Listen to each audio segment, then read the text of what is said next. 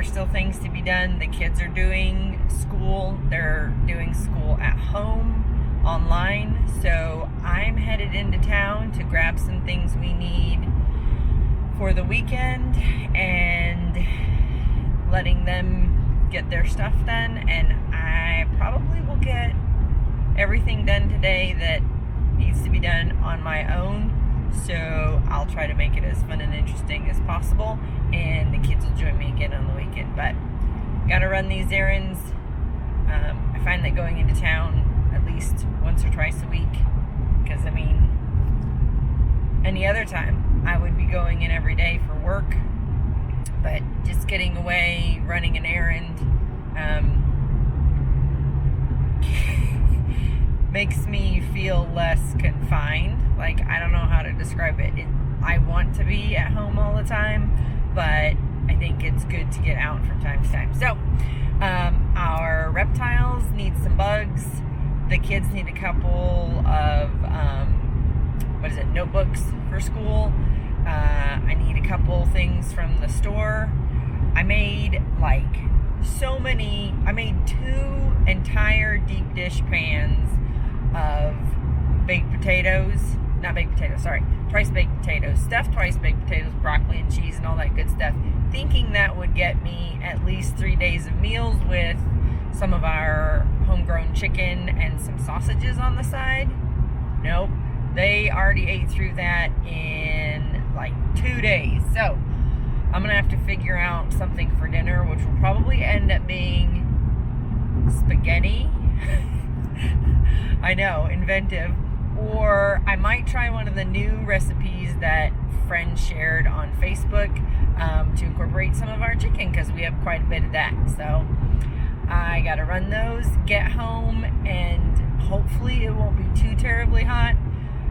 It's been better the past couple weeks, but with this recent hurricane, I think it's pushing a lot of heat and humidity this way. And don't take that as a complaint, because having been through several hurricanes at this point, we'll take the heat if we can avoid the hurricane, and definitely feel for friends and family and everybody else down south who is having to deal with that. But come fall, we're going to be back to some of our bigger projects, pushing into the woods. There will definitely be a lot more videos, just because there'll be a lot more going on, because I am no fan of summer in the south. We go outside, get what we have to do done, and then get back inside. So, which is hard, because we're all people who like to be outside. But anyway, I'll get this done and get home and get to work.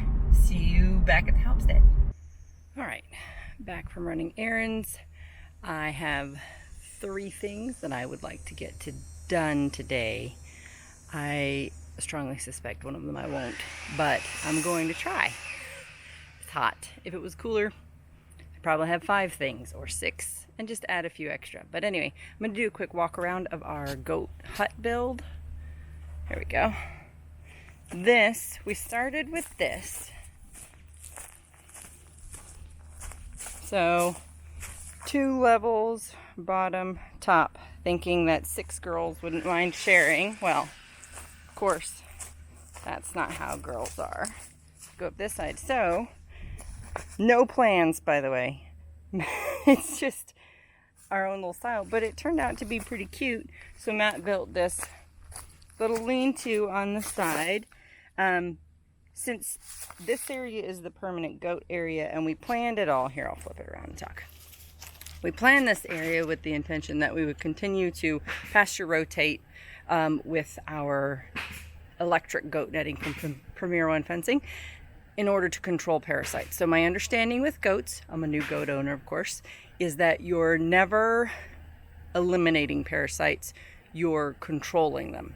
So part of what I am trying to do is to rotate them so they can eat stuff that we would normally have to cut down anyway, and they get to let their areas rest so they're not on it all the time. We have a few weeks of pretty much no rain. This is not permanently fenced in yet. It will be, but while they're gone, I'm going to clean it up. I'm going to get the lean-to stained, and then I'm going to move on to the next project. But Matt is building me a few more nesting boxes because we have 2 in there, and I believe 14 or 15 of our chickens are actually laying. So we have a couple that are laying on the floor because they just can't wait to get in the boxes. Let's go see what he's doing.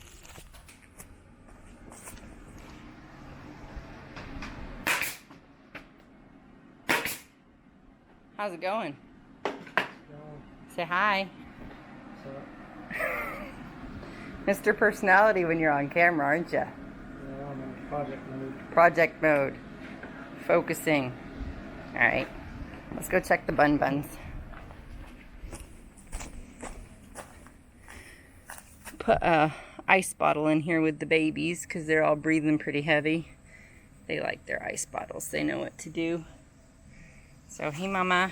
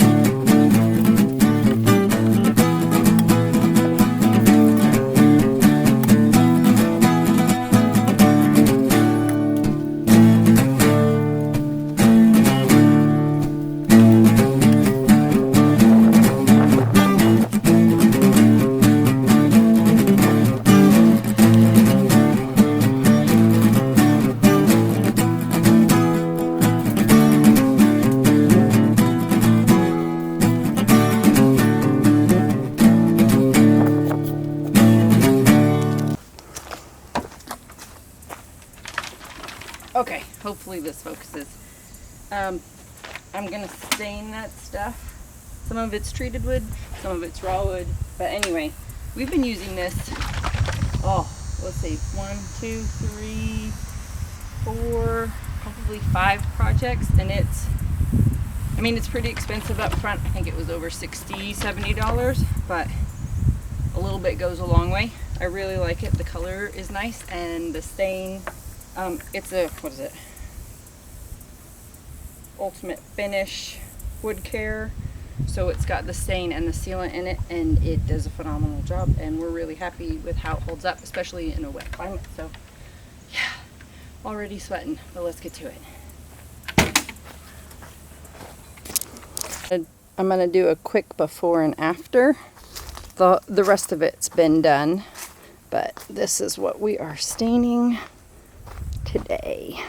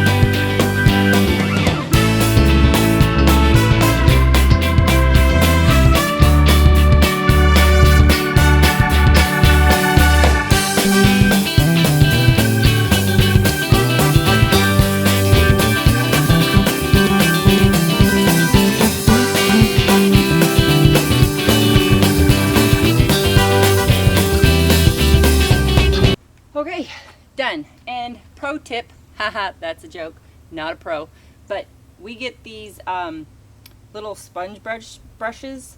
They're in the paint section at Lowe's. They are less than $1 each, and they are not even on a shelf. They're in a box under the shelves.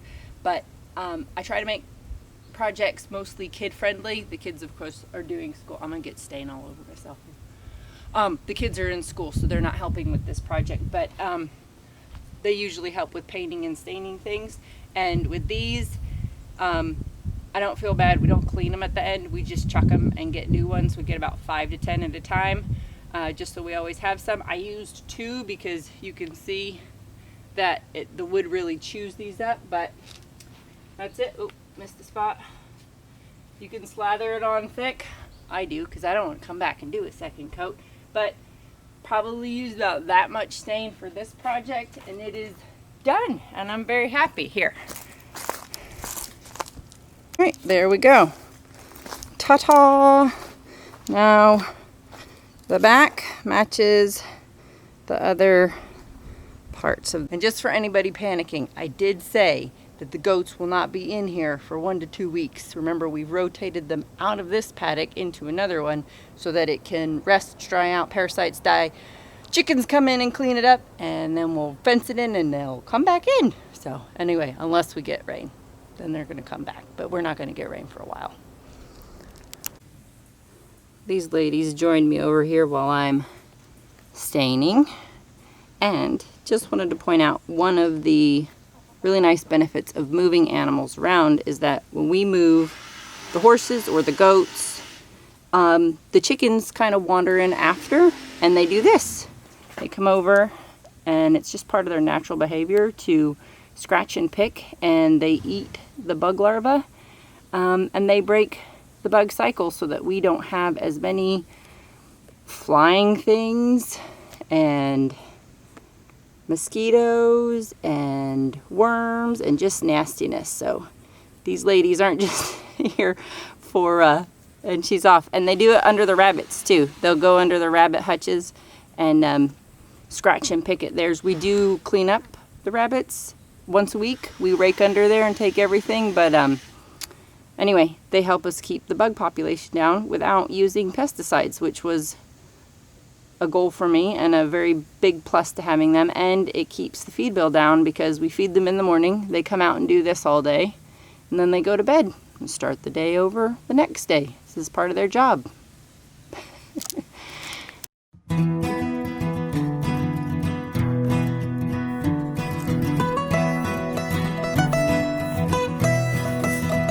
Thank you.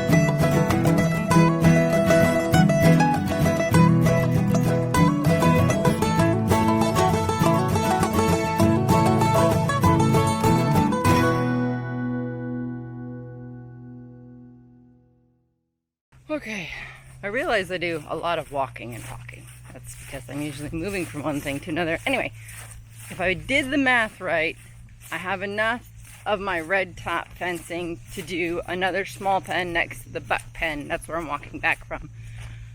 Which I need because we're going to be breeding 2 of our does this fall, and I need to make sure that they go with the buck that we want them to go with, so I need to separate them. Plan today is not to finish that. What was that? Big bird. Oh, good.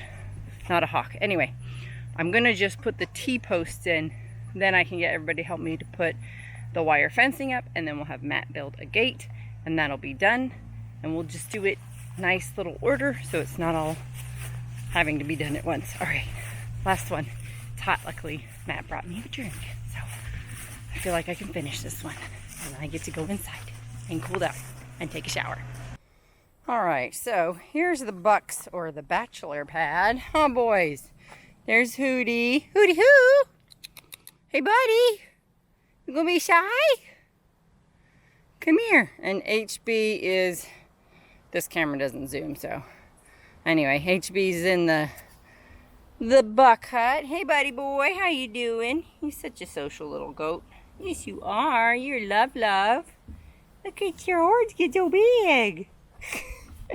Anyway, so plan is it's only going to be 20 feet wide because we actually have a path. You sort of see it. We haven't been in here to clean it up since the hurricane. But anyway, have to get the kids out here on a cooler day. 20 feet wide and probably 50 feet long. The plan being, I'll put the buck that I want to breed on this side with the lady, and they can spend some time together. And then when we have buckling grow outs, of course, the two boys will be back over here, and we can put the bucklings in there or next to them. We have the boys and the girls on different parts of the property. It's a much quieter environment now that we've separated them, so I like going with that. So the little boys will be able to move over here, not necessarily get roughhoused with the big guys, have their own little spot before they go on to their next homes. So yeah, last project. Let's drive some T-posts. All right, welcome to the jungle. I got the 2 T-posts on this end and the 2 on that end. Normally I'd put a string up, but we're not going to be that technical this time. So I just have 1, 2, 3, 4 more. 4 more to go. And yeah, I will speed this up so you do not have to spend the 15 minutes with me that it's going to take. It goes much faster with helpers, let me tell you. Measure it, they lift it, we pound it, measure, lift, pound. The kids and I got a system last time, but anyway, have to be careful. I am using the measuring tape one by one. Last time I did this, I put a T-post through the measuring tape and broke it.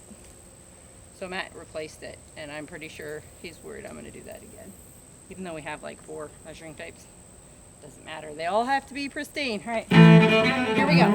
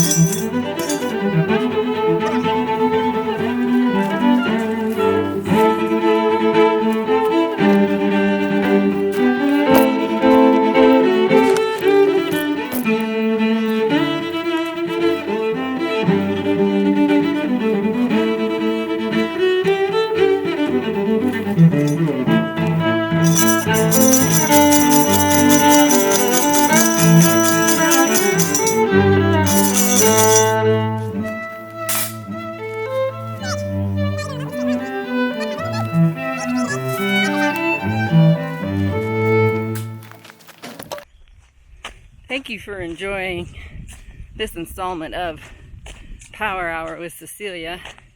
We're just kicking back in some AC and watching someone else sweat. I'm gonna go inside, rinse off, have a cold one before evening chores. Probably sit down to edit this vlog and realize I never put the memory card back in the camera. Let's hope I didn't do that, because I really want to watch myself talk to myself for the past few hours, and I'll probably realize what a ridiculous idea that was and maybe never do it again. At least with the kids there. Doesn't feel so weird, but it was fun. Y'all take care. Bye.